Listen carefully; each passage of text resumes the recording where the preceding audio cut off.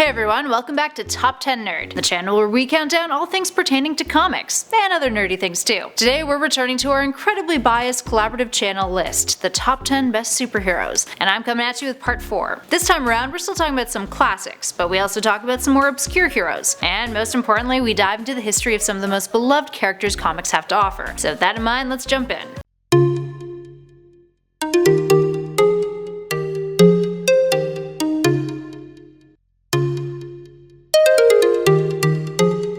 And at number 10, Aquaman. DC's King of Atlantis first debuted in More Fun Comics issue 73 in November of 1941 as a backup feature. The character soon caught on, but then in the Bronze Age we would be presented with a tarnishing take on him. His wholesome, weak portrayal in the Hanna-Barbera cartoon Super Friends, which featured other members of the Justice League, notoriously made the character into a joke, one that has lasted for years, and has even been addressed by Aquaman himself in newer volumes of his comic, like the Jeff Johns New 52 run. But luckily that may all change thanks to his silver screen adaptation played by Jason Momoa, even to the point that there's even speculation that his solo film may be exactly what the DCEU needs in order to retain some semblance of cinematic integrity. Speaking of Kings of Atlantis, our next number is the Marvel equivalent, but has a very different story. In at number 9, Namor the Submariner. Namor is considered the first anti-hero. Hailing from the Golden Age, Namor the Submariner began his days in comics as a character published by Timely, who would later become Marvel. He served as an antagonist of the United States, with comic historian Les Daniels calling him a freak in the service of chaos. Always motivated by serving justice, he went about things in a destructive way, destroying the likes of ships and skyscrapers in order to get what he wanted. In the early days, he often fought against the original android version of the Human Torch. This all changed when World War II came around, and American comics, despite not being involved in the war at the time, began incorporating the war into their stories, having their heroes fight off Nazi and Axis powers. Post-war, as the Golden Age was coming to an end, Namor's title would be cancelled, but he would resurface in the Silver Age alongside the Fantastic Four, and would continue to be a valuable presence in the Marvel Universe then on out, even becoming a member of the Illuminati and playing a major role in certain story arc events, which unfortunately have not been included in their MCU adaptations. Up next, number 8, Lockjaw.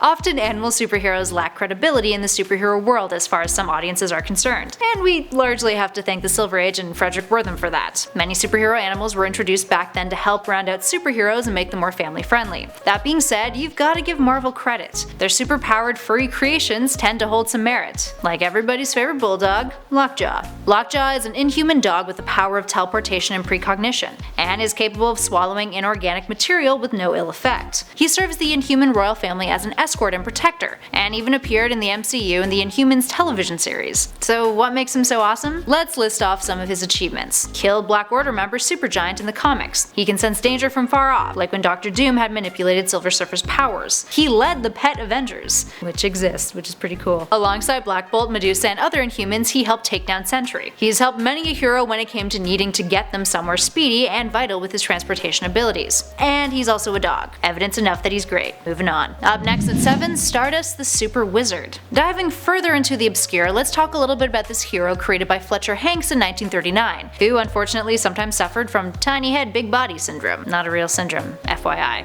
I'm just being a dick. So you may be wondering why put a completely ridiculous superhero on the list of best superheroes. Well, I'm an advocate of celebrating comic book history. It's what shaped the characters and the medium into what we know and love now. So looking back at the form, context, and ideologies behind the works like our pal Stardust here is important. Stardust had a lot of potential too. He was an alien creature who had a vast knowledge of interplanetary science, making him, I quote, the most remarkable man that ever lived. He also apparently decapitated criminals, so there's that. He would monitor crime across the galaxy from his base on a private star. Plus, he was also a little unhinged. His brand of justice involved the likes of turning criminals into worms and feeding them to giant vultures from Venus, and also drowning people in tidal waves, using a disintegrating ray to dispose of their bodies. It's not illegal if there's no evidence left behind, right? Staying on that obscure train, next up is number 6, Jill Trent Science Sleuth. Jill was more of a mild hero compared to Stardust, meaning she didn't outright murder criminals. She was an adventurer published by Needor Comics in 1942 and solved crimes with her detective skills and scientific ingenuity. She also knew her way around a fight, and packed a punch, and occasionally wielded firearms. Jill also had an arsenal of inventions that she would use use in her stories, like infrared glasses that gave her X-ray vision, electro-repellent that could manipulate metal objects, and indestructible cloth. Plus, on top of all of that awesomeness, she could have arguably been the first queer superhero. The character frequently shared a bed with her best friend and partner in justice, Daisy Smith, who she also shared a quarter interest in a uranite mine from Jill's uncle. You don't share money like that with everybody.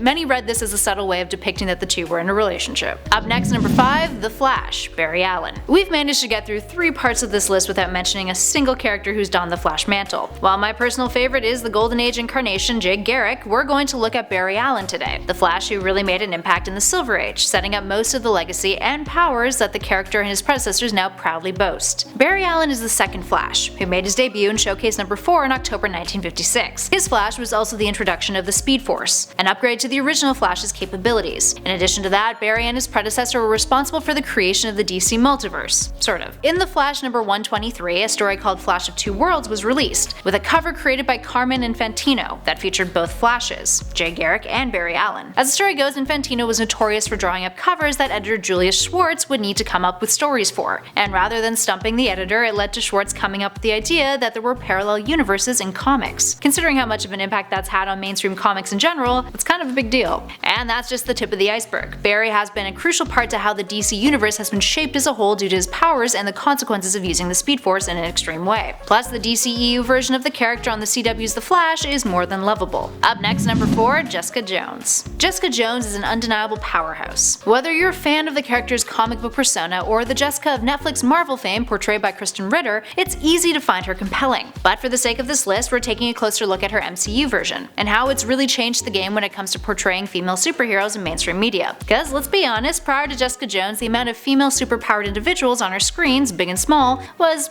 pretty lackluster. Also in terms of quality. Jessica's story in the series was not only one of a badass tortured character coming to terms with her trauma and bringing it to justice, but also of a relatable anti-hero living in a world where the larger scale MCU has complex trickle-down effects. It's a prime example of how creatively intertwined storytelling can really work well. Jessica is a character who doesn't want to be a hero, but finds herself pigeonholed into that role, and she's definitely got her flaws, all of which make her more likable to binge watch. Up next, number 3, Squirrel Girl. If you're familiar with Squirrel Girl, you know the character is capable of some pretty outstanding feats. Her ability to control squirrels may seem absurd at first, but considering it's allowed her to take down the likes of Thanos and Galactus in rather unconventional but very effective ways, she's become a character that is no longer dismissed. She also has previously had a relationship with Wolverine, and that in itself is no easy feat it seems. Squirrel Girl, aka Dorian Green, has been making a splash in recent years, quickly becoming one of the most underrated heroes in Marvel's roster. Created by Will Murray and Steve Ditko in 1991, the character came to be out of a desire of Murray's to write a lighthearted superhero story, rather than some of the more heavier dramatic arcs that had become the norm in mainstream comics in the 90s. Since then, she's fit into many roles: a nanny for Jessica Jones and Luke Cage's daughter, a student at Empire State University studying computer science, a member of the Great Lake Avengers, a solo crime-fighting career, and even a member of the Avengers 2. Up next in our number 2 spot, Shazam. Shazam has a long and fascinating history as a character that stems back to the Golden Age, first appearing in 1939. Originally operating under the alias of Captain Marvel, his origin story tells of a young orphan boy who is lured into an empty subway station by a man in a trench coat. Yeah. Then he meets a wizard and is given the powers of a bunch of gods, whose names all equal the acronym Shazam. When Billy said the word Shazam out loud, he would become a fully grown man and have all of his powers, which were very Superman-esque. Hence the first lawsuit to publisher Fawcett Comics from DC. Eventually DC bought the rights to the character in 1972, long after Fawcett had started to die out. That's when his name was officially changed, and he continued to adopt a more goofier goody two-shoes persona. Despite that, there's a lot of promise for Shazam these days, and hope that his upcoming feature adaptation will return the character to his glory days and will allow for him to retain a sense of fun,